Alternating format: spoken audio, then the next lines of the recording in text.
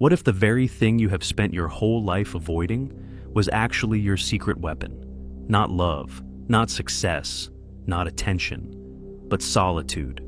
Imagine this. You walk into a room, no smile, no makeup, no effort to impress. Yet somehow, everyone feels you. There's a gravity to your presence, a calm intensity, like a storm that does not need to thunder to be feared. You don't chase, you don't explain, you don't shrink. Because you have discovered something that most people spend their lives running from: the power of being alone. Most women are taught that solitude means loneliness, that if no one sees you, hears you, validates you, you disappear. But the truth is darker and more beautiful. The most untouchable women in the world are not loud. They are quiet. But their quietness is not weakness. It's the silence of someone who has met herself in the dark and did not flinch. Carl Jung believed that only in solitude can you face your shadow, the hidden parts of yourself that hold both your pain and your power. Solitude is not absence, it's revelation. It does not disconnect you from the world, it reveals your place in it. And once you have seen your true self, you stop begging others to define you. So, the question is, are you ready to stop fearing solitude and start wielding it like a weapon? Because what you are about to discover might just change your life forever. In today's fast-paced, hyper-connected world, the idea of being alone is often met with fear and discomfort. For women, especially, there's a pervasive societal stigma that associates solitude with weakness, loneliness, or even failure. We're taught from a young age that to be constantly surrounded by people, friends, family, or partners is a sign of success. The fear of solitude, therefore, is not just personal. It's a cultural construct that promotes the idea that to be alone means to be incomplete. Women in particular are pressured to be ever present for others, to be nurturing, caring, and emotionally available, as if their value is tied solely to how much they can give or how much they are needed. But this fear of being alone comes at a great cost. When women avoid solitude, they may unknowingly begin to rely on others for emotional validation. This creates a dependency on external sources to feel worthy, beautiful, or important. Over time, this can lead to emotional exhaustion, constantly seeking approval from others while neglecting their own needs and desires. This cycle of dependence not only drains emotional energy, but also stunts personal growth, as the individual's sense of self becomes fractured. Carl Jung's concept of the shadow comes into play here. According to Jung, the shadow represents the unconscious parts of ourselves that we repress because they don't fit into our idealized self-image. In many ways, the fear of solitude prevents us from facing these hidden parts of our psyche. It is only in moments of true solitude that we can confront and integrate these unconscious elements, ultimately leading to greater self-awareness and growth. When women are too afraid to be alone, they miss the opportunity to explore their shadow and emerge more whole, powerful, and connected to their true selves. Carl Jung believed that the path to true psychological and spiritual fulfillment begins with a process he called individuation, the lifelong journey of integrating our conscious personality with the unconscious parts of ourselves. According to Jung, we are not whole by default, we become whole.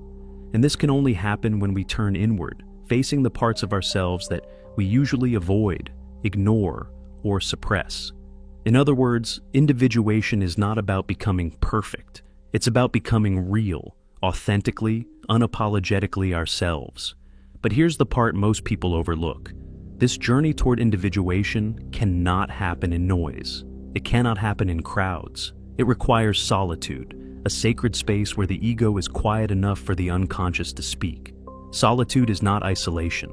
It's not loneliness. It's self-reflection. It's the place where the mask we wear for the world starts to fall off, and we begin to see who we truly are underneath. In the modern world, solitude is often mistaken for emptiness, but Jung saw it as fullness, the only space where the soul can breathe. For women especially, who are conditioned to prioritize relationships, emotions, and responsibilities over their own identity, solitude can feel threatening at first. But in reality, it's liberating. It's the only place where their true self is not being pulled in 1,000 directions. It's where their inner voice grows louder than the world's expectations. When a woman embraces solitude, something profound begins to happen. She stops outsourcing her worth to others. She stops molding herself to fit into boxes she was never meant to live in. She begins listening to her instincts. She reconnects with her intuition, her inner guide, and she starts walking a path that is entirely her own, not one handed to her by culture, family, or society. Jung believed that when we face the unconscious, we confront both our darkness and our light. But that confrontation is what makes us powerful. Women who embrace solitude are not running from the world. They are returning to themselves. And in doing so, they become untouchable.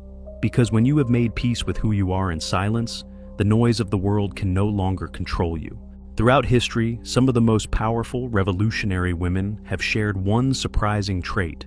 Not loud rebellion, not external dominance, but solitude. They did not just accept being alone, they chose it. And in that choice, they discovered a kind of power society could never offer them. Take Virginia Woolf, for instance. In her iconic essay, A Room of One's Own, she declared that a woman must have money and a room of her own if she is to write fiction.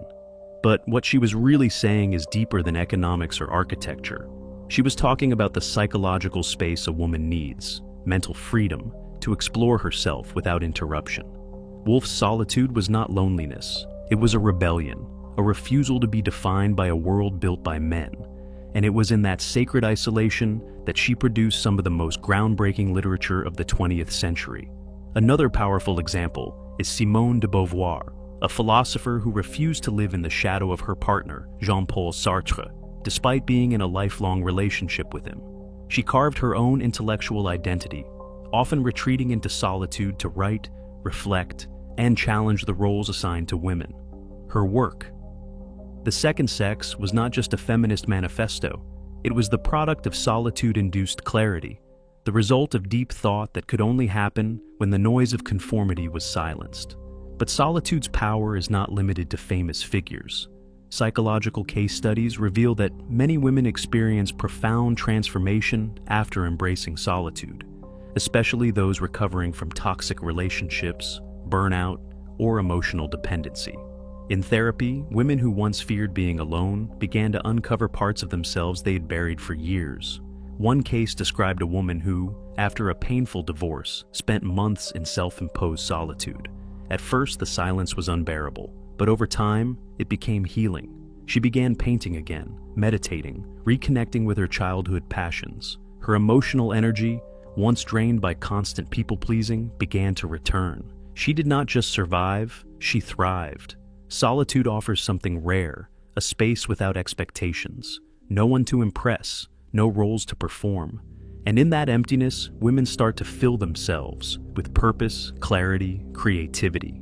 Research shows that solitude enhances creativity by allowing the brain to enter a default mode network, a state where we process emotions, connect ideas, and have those aha moments. In the case of women, especially those who have been conditioned to live externally, it's often the first time they truly meet themselves. When a woman is constantly surrounded by people, roles, and demands, she is rarely herself. She is everyone else's version of her. But when she chooses solitude, she sheds those versions. She begins to create her own. That's where her power is born, not from what others see, but from what she finally sees in herself. Women who embrace solitude are not escaping the world. They are rebuilding themselves away from its noise. And history shows us, those who walk that quiet path often return louder, clearer, and more influential than ever before. In today's hyper-connected world, we are taught that connection is everything, that success lies in networking, validation, constant communication.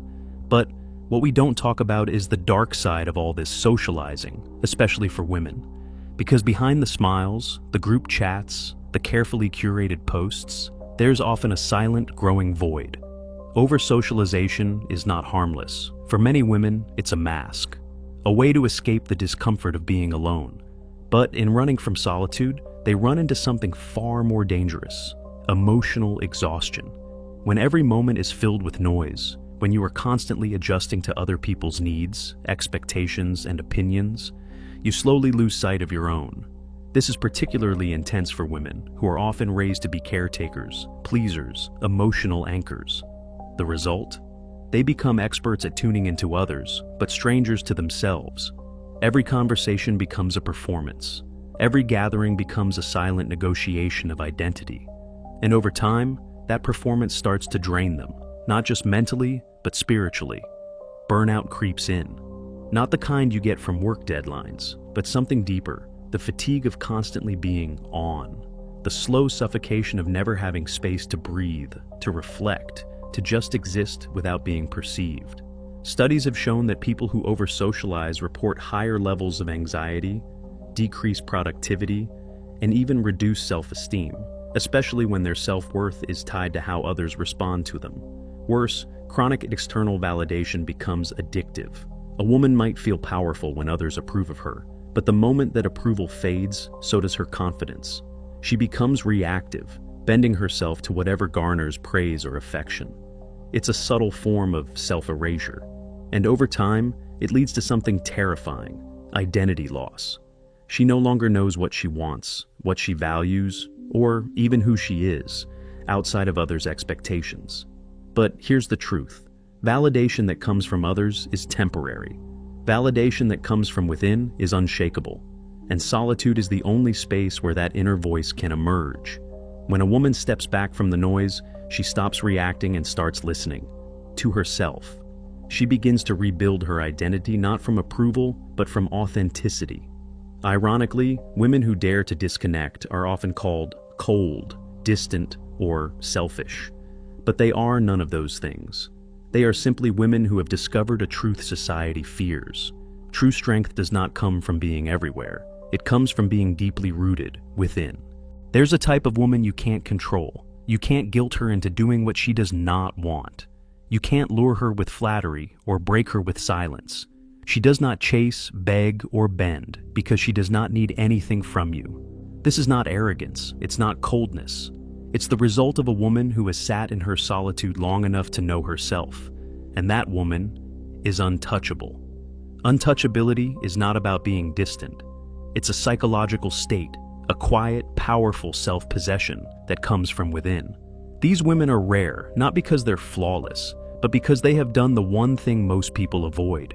They have spent real time alone, not scrolling, not numbing, just being, reflecting, listening, healing. In that space, they have come face to face with their fears, their insecurities, their truth. And through that, they have gained something no one can give them: clarity. Solitude clears the mental noise. It strips away society's expectations, past trauma, and people-pleasing habits. When a woman spends time alone, intentionally, she begins to see what's real and what's not. She learns what she values, what she tolerates, and what she refuses to accept. This clarity is her weapon. It allows her to set boundaries without guilt, walk away without hesitation, and say no without explanation. This is what makes her untouchable, not her distance, but her independence. She is a woman who does not need attention to feel seen, a man to feel worthy, or noise to feel alive. Her solitude has taught her to validate herself, regulate her emotions, and take full ownership of her life. No one can use loneliness against her because she's not afraid of it anymore. And the result? A powerful sense of confidence and emotional sovereignty. People might misunderstand her, they might call her intimidating, but deep down, they feel it, that she cannot be swayed. This is not just philosophy, it's psychology. Studies show that individuals who regularly embrace solitude develop higher emotional intelligence, stronger impulse control, and greater resistance to manipulation. When you're not constantly seeking approval, you stop falling for emotional traps. Think of women like Maya Angelou, Toni Morrison, or Frida Kahlo. They did not just survive solitude, they used it as fuel. Their power didn't come from constant connection, but from deep reflection, from standing alone and using that silence to sharpen their voice. And the truth is, every woman has the capacity to become this version of herself. Not by becoming someone else, but by returning to herself. Through solitude, she stops shrinking to fit into the world and starts expanding into her own. She becomes whole, complete, and untouchable. Not because no one can reach her, but because no one can shake her. Solitude is not a punishment. It's a portal, a gateway to the deepest parts of yourself that the noise of the world tries to silence. And for women especially, solitude can be the most powerful tool for transformation. When a woman chooses solitude, not as escape, but as intention, she begins a journey that few dare to take, the path of self-discovery. In that quiet space, stripped of roles, expectations, and distractions, she meets the one person who often gets neglected, herself. It starts with discomfort. The stillness can feel suffocating at first. No one to text, no one to impress, no task to rush toward. But this discomfort is sacred. It's the first sign that something real is surfacing. Hidden desires, unprocessed emotions, forgotten dreams. In solitude, these things rise, not to break her, but to show her who she really is beneath the conditioning. Carl Jung called this process integration, the act of bringing together all parts of the self, light and shadow, conscious and unconscious. And solitude is the space where this integration becomes possible. Without the world's noise telling her who she should be, she finally hears the quiet truth of who she is. But solitude isn't passive. It's a practice, a discipline, one that women can harness through powerful tools. Journaling, writing down thoughts and feelings, helps unravel inner patterns, fears, and longings. It turns chaos into clarity. Meditation. By observing the mind without judgment, she creates space between her thoughts and her identity. Intentional solitude, walks in nature, unplugged weekends, silent mornings. Each act deepens the connection with her inner world. And the beauty of this process? It reveals hidden strengths, talents she didn't know she had, passions buried under years of pleasing others, resilience that was waiting to be unlocked. The very things that make her unique don't come from the outside. They're uncovered in silence. Jung believed that wholeness comes not from perfection, but from accepting all parts of the self: the wounded child, the fierce protector, the dreamer, the doubter. In solitude, a woman doesn't deny these parts, she welcomes them. She stops running from herself and starts embracing herself. This isn't just self-care, it's self-ownership. And it's revolutionary in a world that constantly tells women to look outward for their worth. Through solitude, she stops needing the world to approve of her because she finally approves of herself. And with that approval comes freedom. Freedom to speak truth without fear, to walk away from what no longer serves her, to design a life that reflects her inner world, not someone else's version of success. So, yes, solitude can be uncomfortable, but it's also where the real work happens, the kind of work that does not just change how a woman feels, it changes who she becomes. A woman who embraces solitude does not just survive in silence, she transforms in it. And when she emerges, she's not the same. She's whole, she's grounded, she's unshakable, and most importantly, she's finally, fully herself. Solitude isn't something you wait for, it's something you create. In a world that constantly demands your attention, choosing to step back is an act of rebellion and power. For women especially, learning to embrace solitude is how you begin to break free from the invisible chains of societal expectation and step into the version of yourself that no one can touch. But how do you start? It begins with a mindset shift. Solitude is not loneliness. It's not isolation. It's not a punishment. It's a sanctuary, a space where your voice gets louder and the world's noise fades into the background. When you stop fearing solitude and start seeking it, you stop being available for manipulation. You stop being defined by other people's opinions. You become untouchable. Here are some practical steps to start your journey. Schedule solitude like a ritual. Just as you'd schedule a meeting or a social event, carve out time for yourself. This could be as small as 15 minutes a day or as deep as an entire weekend unplugged. Make it non-negotiable. Turn down the volume of the world. Take digital detoxes. Say no to unnecessary gatherings. Disconnect from anything that feels like noise and reconnect with what feels like truth. Practice being alone, intentionally. Sit with your thoughts. Go for a walk without music. Eat a meal in silence. At first, it might feel strange, even uncomfortable, but over time, you'll realize this is where your power lives, in the pauses. Reframe the discomfort, that itch to check your phone, call someone, or stay busy. That's not a flaw. It's a sign that your deeper self is trying to emerge. Sit with it, let it speak, let it lead. Create a self-reflection practice. Journal your thoughts, meditate, reflect. Ask yourself, who am I when no one is watching? What do I truly want, not what others expect from me? Through this process, something begins to shift. You stop needing people to like you to feel worthy. You stop chasing validation and start honoring your own voice. You become your own emotional anchor. That's what makes you untouchable. Because when you draw strength from within, you no longer fear rejection. You don't bend to fit someone else's mold. You set boundaries without guilt. You speak your truth without trembling. And most importantly, you live by your own design, not the blueprint handed to you. Solitude becomes your training ground, your forge, your sacred space to become so deeply aligned with who you are that the world can no longer pull you off center. And the result? You become a woman who radiates self-possession, who leads not from fear, but from clarity, who does not seek attention, but commands respect. You become a woman no one can control, because you've already claimed control of yourself. So, start small, sit still, listen, embrace the quiet, and know this. In solitude, you don't lose the world, you find yourself. And once you have found yourself, no one can ever take that power away. In a world that teaches women to be everything for everyone, solitude is a revolutionary act. We have explored how solitude, far from being a weakness, is one of the greatest sources of inner power. It helps you reclaim your energy from the noise, from the expectations, and from the relentless need for approval. It allows you to confront your shadows, integrate your truths, and walk into the world whole. Women who embrace solitude become more than just self-aware. They become untouchable. They set boundaries that don't bend.